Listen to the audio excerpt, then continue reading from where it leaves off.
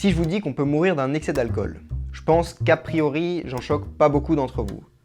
Par contre, si je vous dis qu'on peut mourir d'un manque d'alcool, ça vous intrigue peut-être un petit peu plus. Pour commencer, il faut savoir qu'environ 10% des adultes sont en difficulté avec l'alcool. Ça fait une personne sur 10. En plus, l'alcool c'est la deuxième cause de mortalité prématurée en France. Bon, là vous vous dites, ouais, enfin, ça me fait une belle jambe, je suis pas vraiment concerné.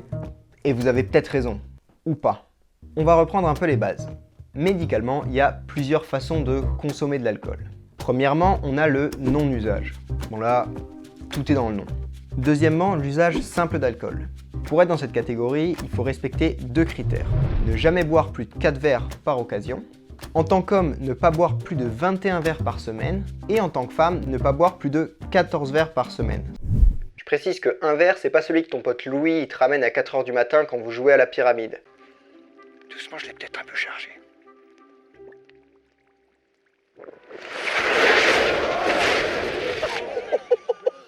Je l'ai un peu chargé. Ouais, très bien là. Ce qu'on appelle un verre standard en médecine, c'est un verre qui contient 10 grammes d'alcool pur, peu importe ce que tu es en train de boire.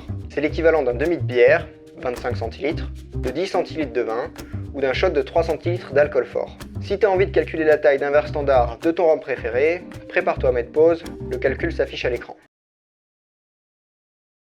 Troisièmement, le mésusage. C'est là que ça commence à être vraiment pas terrible pour la santé.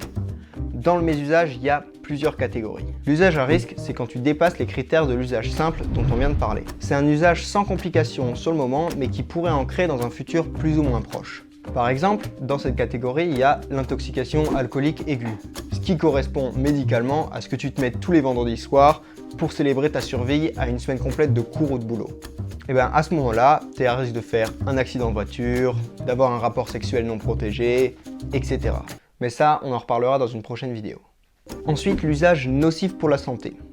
À ce moment, on a eu des preuves solides qu'il y a eu des conséquences sur la santé, tant au niveau physique qu'au niveau psychique, avec par exemple une cirrhose, des états dépressifs après la consommation, etc.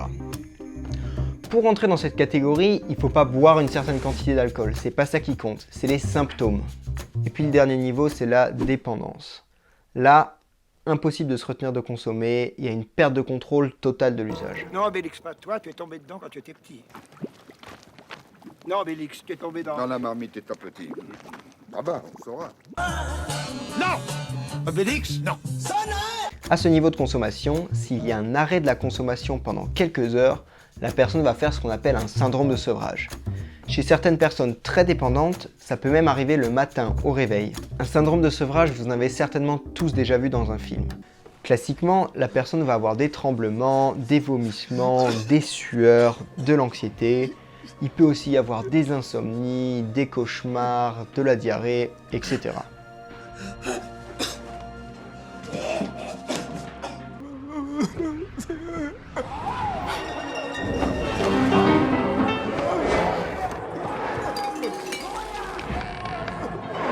Pour faire disparaître ce syndrome, on a deux solutions.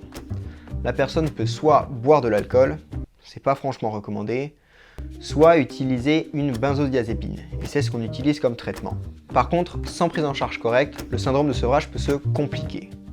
Il peut y avoir des convulsions, une encéphalopathie ou un délirium très mince. Ouais, comme la bière à l'éléphant rose. On en parle tout de suite. Alors le délirium très mince, c'est quoi ? À part le nom d'une bière, c'est la complication la plus grave du sevrage alcoolique, et de loin. La personne est confuse, agitée, elle a des propos incohérents, un délire très puissant, des hallucinations, surtout visuelles et surtout à propos d'animaux, avec par exemple des araignées, des rats, des serpents, ou encore un éléphant rose.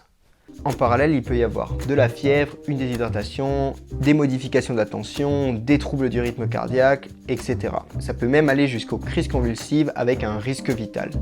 Sans traitement, la mortalité était de 35%, une personne sur 3. Alors bien sûr, le délirium très mince n'est pas plus fréquent si vous buvez de la délirium très mince plutôt qu'un autre alcool. Mais le nom de cette bière vient bel et bien de la maladie dont je viens de vous parler. Du coup, le meilleur traitement actuellement, c'est la sédation.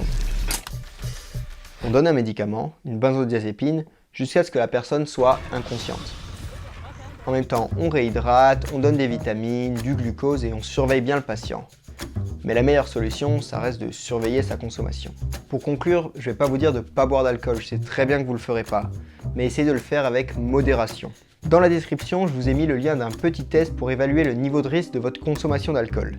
Si vous estimez qu'il est un peu trop élevé, n'hésitez pas à en parler à votre médecin. Vous pouvez également appeler Alcool Info Service avec le numéro qui s'affiche juste ici. Si vous souhaitez plus de précision ou que vous avez une idée de sujet pour une prochaine vidéo, n'hésitez pas à laisser un commentaire. Je vous invite également à consulter les sources dans la description. Si la vidéo vous a plu, vous pouvez partager, liker, vous abonner, etc. Vous connaissez la chanson. Je vous dis à bientôt pour une prochaine vidéo.